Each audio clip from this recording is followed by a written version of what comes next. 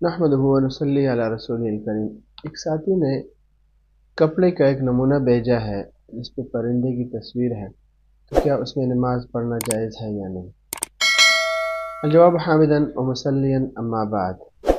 مسئلہ یہ ہے کہ آپ نے جو کپڑے کا نمونہ بھیجا ہے اس میں پرندے کی تصویر واضح ہے، لہٰذا ایسے کپڑے میں اس تصویر کی موجودگی میں نماز پڑھنا مکروہ ہوگا۔ البتہ اگر اس تصویر کو مٹا دیا جائے، یعنی جس داغے سے یہ تصویر بنی ہے اس داغے کو نکال دیا جائے تو تصویر خود ختم ہو جائے گی، یا یہ تصویر چھپا لی جائے یا اس کا چہرہ مکمل کاٹ دیا جائے تو اس صورت میں نماز درست ہوگی۔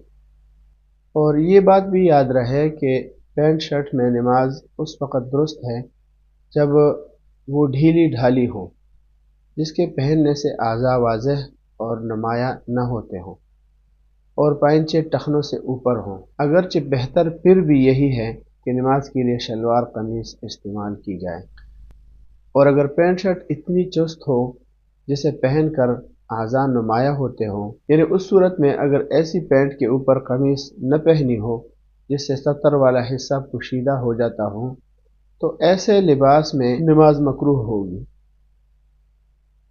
وما علینا الا البلاغ۔